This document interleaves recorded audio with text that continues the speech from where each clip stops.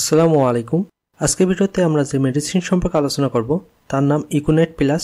Econate plus এটি বর্তমানে cream ফর্মে পাওয়া যায়। আজকের ভিডিওতে ইকোনেট প্লাস ক্রিম কী সমস্যার ক্ষেত্রে ব্যবহার করা হয়, ব্যবহারের সঠিক নিয়ম এবং পার্শ্ব প্রতিক্রিয়া খুবই সংক্ষিপ্ত এবং সহজ ভাষায় আলোচনা করার চেষ্টা করব। ইকোনেট প্লাস ক্রিমটি Incepta pharmaceuticals limited company product. এর জেনেরিক নাম হচ্ছে ইকোনাজল নাইট্রেট এবং ট্রাইমসিনোলন অ্যাসিটোনাইট।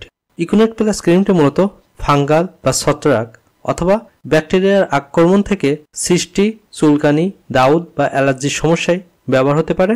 একজিমা বা ঘাম থেকে সৃষ্টি, শরীরে বিভিন্ন বাহ্যিক স্থানে ফাঙ্গাল বা ব্যাকটেরিয়াল ইনফেকশনের ক্ষেত্রে বা ব্যাকটেরিয়াল ইনফেকশন থেকে চুলকানি বা ফুসকুড়ির সমস্যায় আঙ্গুলের ফাঁকে বা মাঝখানে অধিক সময় মোজা বা জুতা পরার ফলে ঘাম থেকে সৃষ্টি ফাঙ্গাল সমস্যায় এটি ব্যবহার হতে পারে।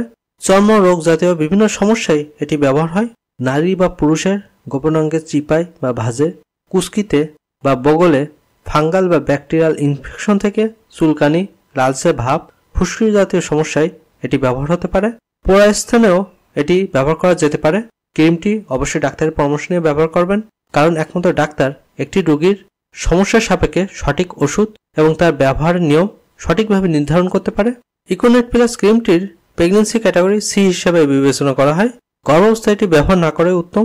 মাতৃদুগ্ধ দানকালে ব্যবহার করলে মাতৃদুগ্ধ দান থেকে বিরত থাকা উচিত। তবুও ডাক্তারের পরামর্শ সাপেক্ষে এটি নির্ধারণ হবে।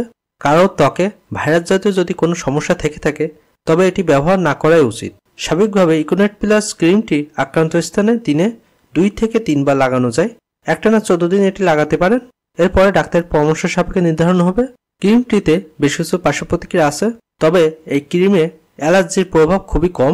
তবুও কিছু রোগীর ক্ষেত্রে মৃদু জ্বালা পোড়া হতে পারে, চুলকানি, লাল ভাব সহ আরও বিভিন্ন সমস্যা দেখা দিতে পারে। সবাই সুস্থ থাকুন। আল্লাহ হাফেজ।